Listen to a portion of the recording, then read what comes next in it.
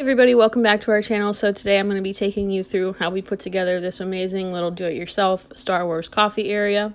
So I really wanted to put together kind of a cool, unique Star Wars coffee area, and my inspiration kind of started with the Wart up in the Oga's Cantina. They have him up in like the little aquarium, so I thought, you know what, why can't I do that? So instead of Wart, I actually chose Jabba. I found this amazing Jabba the Hutt action figure. It's actually from 1983. I found this on eBay and was able to get a really good price on it. Now you can go ahead and you can get Wart, but I actually wanted to do Jabba instead.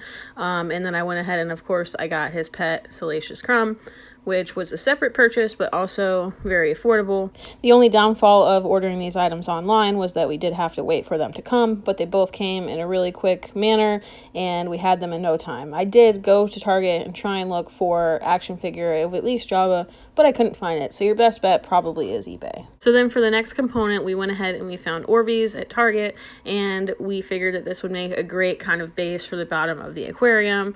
And as you can see, I had way too much fun with these things. They're really cool. They expand over time in water. As you can see here, they've almost absorbed all of the water. So we started with just a plain base of a plain empty small aquarium. You can find this at your local pet store. Luckily for me, my mom actually had this already and she wasn't using it, so I was able to take it. So it was nice to not have to actually buy that piece. So we went to the pet store and we did go ahead and pick up just some like little grass pieces, little things that we just thought would look cool. Kind of like, I try to go with that like space type of theme. As you can see, it takes a little bit of time to kind of organize everything, get it how you want, and then you can still go back and rearrange things. We ended up adding things, taking things out. So it's just a process, just finding what you like. And then once you get a majority of your plants inside of the aquarium, we just go ahead and we added in the Orbeez, and that made us that nice, fun little looking base. We did mix two different color packets to get this color combination. Although we did find the first set of aquatic plants at the pet store, we also later found some at Walmart for a very low price as well. So you can find these not only at your pet store, but at Walmart, Target, things like that. And from what we can tell, they are very affordable. And I just wanted to mention really quick, the lighting system that we put in was actually extremely affordable as well. Five and Below has these LED light strips for $5 a pack, and they're actually like the perfect length for what we needed for our cabinet length. So that was amazing. So check out Five and Below for the LED lights.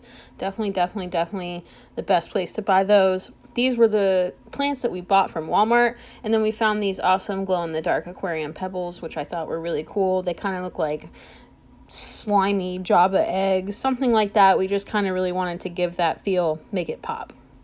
And then once our amazing action figures finally arrive from eBay, we can go ahead and put those in the tank. Honestly, we barely made this fit. Like, if his tail didn't move, he would not have fit.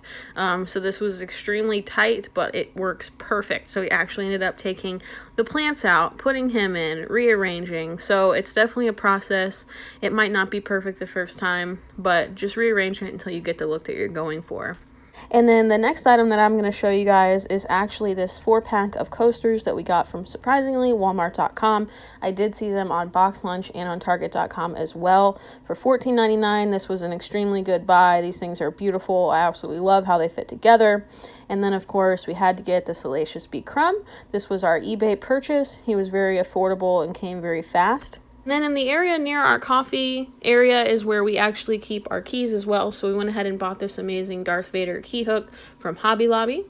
This little BB-8 is what we keep our sweeteners, our honeys in, and he was actually a souvenir cup from Walt Disney World. And then right above our coffee area, we have all of our fresh coffee, our ground coffee, our K-Cups, things like that, our coffee mugs.